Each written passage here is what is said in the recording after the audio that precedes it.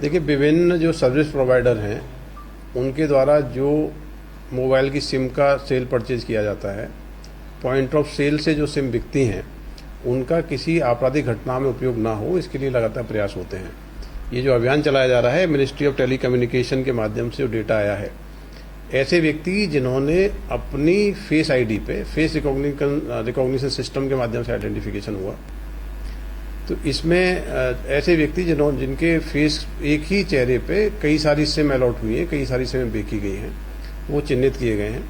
ग्वालियर के झांसी रोड थाना क्षेत्र में कल एक व्यक्ति पकड़ा गया है जिसने अपनी आइडेंटिटी को अपने आइडेंटिटी के आधार पर लगभग 80 सिमें एक्टिवेट कराई हैं। उसमें नाम अलग अलग हो सकते हैं, मोबाइल नंबर अलग अलग हो सकते हैं, लेकिन फेस रिकॉग्निशन सिस्टम के माध्यम से ये एस्टेब्लिश हुआ है कि जो फोटो यूज किया गया वो एक ही व्यक्ति का फोटो था। तो इस प्रकार से धोखाधड़ी करके पॉइंट ऑफ सेल से मिलके, पॉइंट ऑफ सेल जो अधिकृत एजेंट है, अधिकृत एजेंट से मिलके 80 से ज़्यादा ऐसी सिमें बेची गई जो एज पर नॉर्म्स नहीं है, एज पर लॉ नहीं है।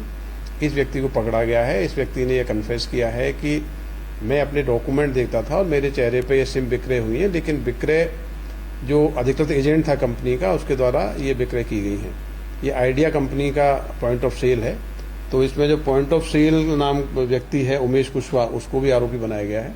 अभी इनकी पुलिस रिमांड ली गई है। पुलिस रिमांड लेके इसमें फर्दर इन्वेस्टिगेट करेंगे किस मोडस ऑपरेंडी के जरिए इन्होंने 80 सिम बेची गई और 80 सिम किन किन व्यक्तियों को बेची गई, क्या उनका आपराधिक दुरुपयोग हुआ है कि नहीं हुआ है। देखिए, अभी जो डेटाबेस प्राप्त हुआ था उसके आधार पे इसको कस्टडी में लेके पूछताछ करके एफआईआर दर्ज की गई है। प्राइमरी जो कन्फेस किया है उसमें पॉइंट ऑफ सेल का जो व्यक्ति है उमेश कुशवाहा आइडिया कंपनी का, उसकी भूमिका सामने आई है। बाकी जो 80 सिमें किन किन व्यक्तियों को बेची गई उनके संबंध में इन्वेस्टिगेशन की जा रही है।